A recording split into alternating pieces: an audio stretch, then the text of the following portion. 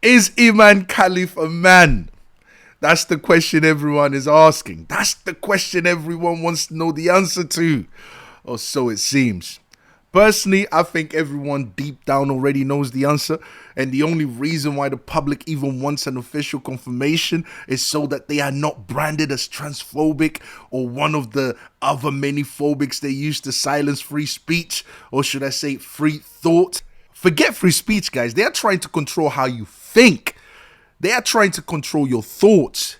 Since I know for a fact the public isn't going to get the truth from the powers that be, in this case the IOC, the International Olympic Committee, let me say it for you, alright? Imane Kheilif is a man. This is my expert opinion and no one is going to convince me otherwise. My credentials: I'm a human being, I live on planet Earth, and I've been interacting with human beings all my life. In my expert opinion, there is nothing about Imane Kheilif that resembles a woman. From his muscular physique, to his stance, posture, to the way he walks, to the high levels of testosterone that are more common in men than in women. I am sorry, but I am not sorry. Imane Kheilif is a man, not a woman. The only person I feel sorry for in all of this is Carini, another woman robbed of her sports achievement by a man. Then again, a woman shouldn't be in the boxing ring in the first place anyway.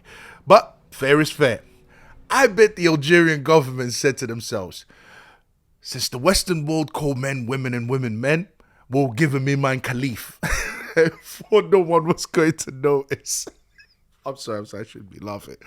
For those that don't know, or probably know by now because this story has gone global, Imane Kheilif was disqualified from the World Championship last year, 2023, by IBA, the International Boxing Association. And here's what they said. There you go. Statement by the International Boxing Association regarding athletes' disqualifications in World Boxing Championships 2023. On 24th March 2023, IBA disqualified athletes Lin Yun Ting and Imane Kheilif from the IBA Women's World Boxing Championships, New Delhi 2023. This disqualification was a result of their failure to meet the eligibility criteria for participating in the women's competition as set and laid out in the IBA regulations. This decision, made after a meticulous review, was extremely important and necessary to uphold the level of fairness and utmost integrity of the competition. Point to note, the athletes did not undergo a testosterone examination. Listen to this again. The athletes did not undergo a testosterone examination, but were subject to a separate and recognized test whereby the specifics remained confidential. This test conclusively indicated that both athletes did not meet the required necessary eligibility criteria and were found to have competitive advantages over other female competitors.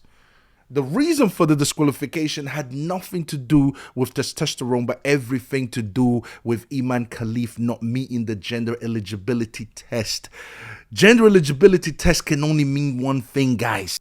It can only mean that Imane Kheilif is not a woman, that Imane Kheilif had XY chromosomes. So why did the IOC allow Imane Kheilif to compete? It's important to note that the IBA and the IOC have parted ways in 2019. The IOC suspended the IBA in 2019 due to concerns over its finances, governance, ethics, refereeing, and judging. Having failed to meet required reforms set out by the IOC, the IBA was stripped of its status as the sports world governing body in 2023. I find this very questionable since the IOC has just been caught in a scandal mocking Christianity. All right, I know who I'm more leaning towards, and that's the IBA, not the IOC. So why the IOC allowed Imane Kheilif to compete? I'm going to say that we'll never know the entire truth. We'll never know exactly what happened behind the scenes. But we can know something about the truth by looking at how the IOC has behaved in this Olympics in France. To say that the IOC is pro-trans is an understatement, following the scandal that they were just involved in. The IOC thought it would be a good idea to mock Christianity by portraying Jesus in the Last Supper with the disciples as a bunch of transgenders. That's right. This tells me that the IOC is pro-trans, that the IOC is sympathetic to trans ideology. So logic tells me that it wouldn't have taken much for the IOC to look the other way when it came to Imane Kheilif during gender eligibility tests. Unfortunately, their woke, evil, self-destructive agenda put a woman, Angela Carini, in harm's way.